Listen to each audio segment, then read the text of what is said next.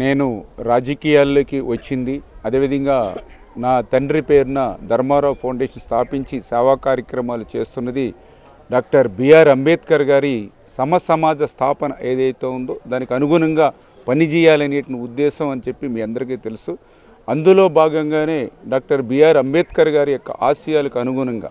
ఆ రోజు 125వ జయంతోత్సవాలను మన పాలకొల్లు నియోజకవర్గంలో సంవత్సరం పొడవునా కూడా అత్యంత అద్భుతంగా ఘనంగా నిర్వహించారు. ఈ రకంగా ఒక అంబేద్కర్ అభిమానిగా, ఒక అంబేద్కర్ వాదిగా ఈరోజు రాజకీయాల్లో కొనసాగుతూ అందులో కూడా ఏదైతే మరి ఈ యొక్క అంబేద్కర్ గారు, బాబు జగజ్జీవన్ రావు గారు వీరి విగ్రహాలు ఏవైతే ఉన్నాయో, ఎందుకంటే ఒక ప్రపంచ మేధావులుగా మన భారత జాతి ముద్దు బిడ్డలుగా కొలుచుకునేటువంటి వీరి విగ్రహాలు ఎండకు మరి అదేవిధంగా వానకు మరి ఏదైతే పక్షులు ఇటువంటి వాటితో ఏదైతే మనం చూస్తూ ఉన్నామో అటువంటి ఇబ్బంది లేకుండా అటువంటి మహనీయుల్ని మనం స్మరించుకునేటువంటి సందర్భంలో ఇటువంటి పరిస్థితులు ఉండకూడదని చెప్పి మన పాలకొల్లు నియోజకవర్గంలో ఉన్నటువంటి ప్రతి అంబేద్కర్ అదేవిధంగా బాబు జగజ్జీవన్ రావు గారి విగ్రహాలకి స్లాబ్లు వేసి అత్యంత సుందరంగా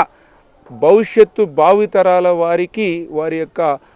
స్ఫూర్తినిచ్చేటువంటి విధంగా నిర్మాణం చేయాలని సంకల్పించినటువంటి పరిస్థితి. మీకు కూడా తెలుసు, నేను మొన్న 2024లో గెలిచిన తర్వాత మంత్రిగా ప్రమాణ స్వీకారం చేసిన తర్వాత మన పాలకొల్లు నియోజకవర్గంలో నేను చేసినటువంటి మొట్టమొదటి పని ఆర్యపేట గ్రామంలో ఉన్నటువంటి అంబేద్కర్ జగజ్జీవన్ రావు గారి విగ్రహాలకు సంబంధించి మరి ఆ స్లాబ్ నిర్మాణ పనులు చేయడమే కాదు, నా సొంత ఖర్చులతో దానిలో నేను శ్రమదానం కూడా చేసి ఆ పనులను నేను ప్రారంభించాను మొట్టమొదటి పనిగా. అందుకనే ఏదైతే నా నియోజకవర్గంలో ఆ స్ఫూర్తితో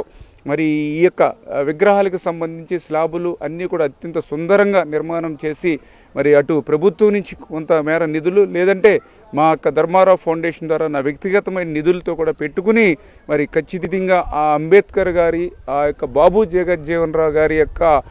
విగ్రహాలకి అంటే వాళ్ళ యొక్క స్ఫూర్తిని భావితరాలకు అందించేటువంటి విధంగా మరి ఆ కార్యక్రమాలను